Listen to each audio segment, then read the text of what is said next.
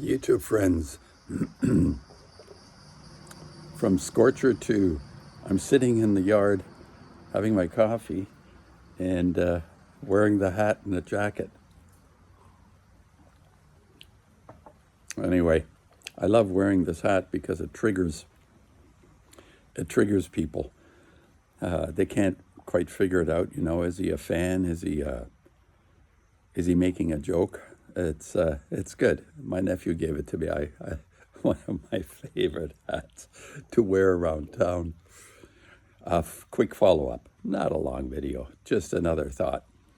Noodling on the concept of the idea of having a truth, something that a lot of people feel attached to, the desire to know truly, truth truly, to even the word truth, true. What is true? Especially if we're experiencing fake, if not all the time, most of the time.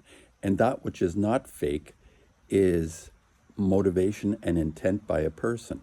This is something that I think we can all experience when we may not accept, we may have blind spots in terms of deeply looking into a person and identifying their nature and what their motivation and intentions are. This is something that I've had difficulty with and understanding, and also people change over time. So nothing is really fixed, which is why I say truth is a moving target. But I'm just gonna say, and I think other people might have had a similar opinion. What is the most accurate description that I could give of a truth that I have for myself? And that is simply to identifying the fakeness, the lies, a kind of quantum of conscience approach, who is not telling you what is real, but telling you what is fake. And this is something that is ironically very clear. Once we become comfortable with a rightness in ourselves, there is a sense of what is not right. And of course, there's so many, why I like quantum of conscience and his diligence. I mean, the guy is like a dog with a bone in his mouth. It's like you cannot pull this bone out of the guy's mouth. He's fabulous that way. It's like relentlessly hammering the obviousness of our situation, of the fakeness of everything that we encounter in what is experienced or understood to be the real world. The other guy that's really good at this is Zachary Hubbard, the gematria guy, who dissects the numbers. And I have certain issues with his approach, because as you get into the numbers, yes, they can be very revealing, but they're also, at the same time, the complexity behind the nature of numbers and words and letters. Hebrew alphabet is actually numbers and letters. So they acknowledge the Hebrew. I don't know if the Arabs have the same thing, but the Hebrew language is both, a letter is also a number, which is interesting. And they have been isolated as a population, as a type of person who lives with us, who has identified this relationship in their language. So we're, in a sense, it seems peculiar to us in the West, but in a sense, there is a kind of broader view of being able to communicate in certain ways, meaning that if a letter is also a number, you're dealing with equations. So if you have a word may very well be an equation. So if you're a science-oriented type, you read a number in terms of understanding something about reality that is not expressed in words. It's a form of communication that's quite evolved, I think.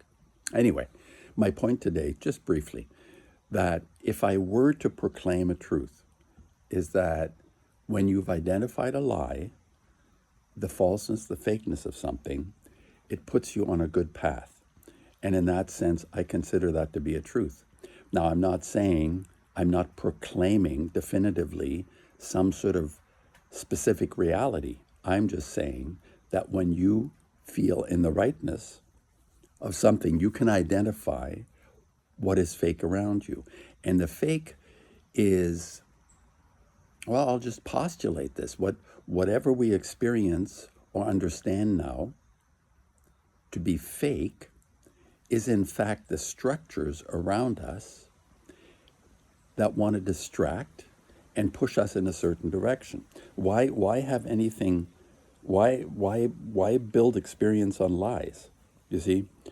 And you could go into the psychologically, like people do therapy for years and years, undoing the damage and the lies inadvertently, often committed by our parents.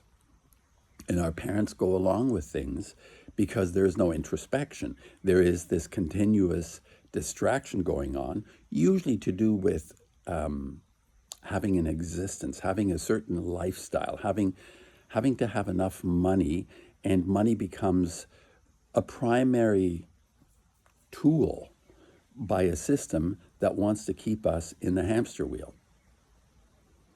And I use money, we all use money, but as soon as we can separate us from this activity of intense focus, because at some point I think, when is enough enough, okay? Each person has to decide that. If you live humbly in a very humble circumstance, you don't need a lot of money. When I was living in Spain, there were a lot of people that lived quite humbly, based on the way we were living, and had, I would say, relatively happy lives, like felt good about themselves, shared things, were much more generous in many ways, which is interesting, right? It's like the more the more the excesses grow, the superfluous stuff grows around us, the more we feel trapped in them and want to protect them or want to increase them and all that kind of an activity.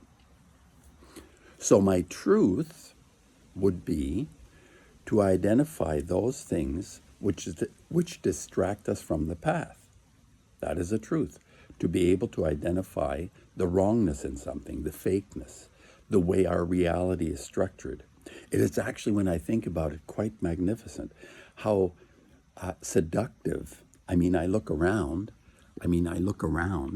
and you see the way, even in my small backyard, the way reality has presented itself. It's wonderful to sit in the morning and, sip my coffee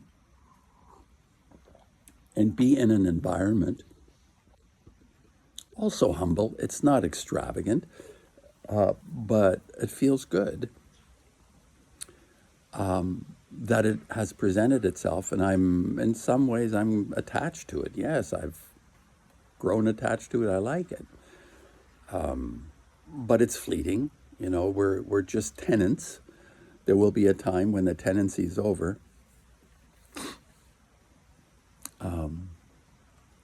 In Spanish is somos héspedes, or something like that. We are just tenants for a period of time on this earth. Anyway, that was my follow-up on the idea that I don't totally deny that there is a truth, but not in the sense of containing something that is internal and external at the same time. A lot of people think of truth as being absolute in some way. And I don't think that exists. The ultimate truth is very personal, but I can admit that I would agree to be able to identify the wrongness in something is a truth. I would say it's kind of like if I had a commandment, it's sort of the first commandment. Other than other than being a good person, I mean, you want to express yourself out of the depth of our soul, the goodness part of our soul. This is the first commandment. Be the best you can be in terms of providing something to this reality that is opposite to the shit show that we're presented. So the second commandment would be identifying the fake, the lies, is a kind of truth. Anyway, just a quick follow-up.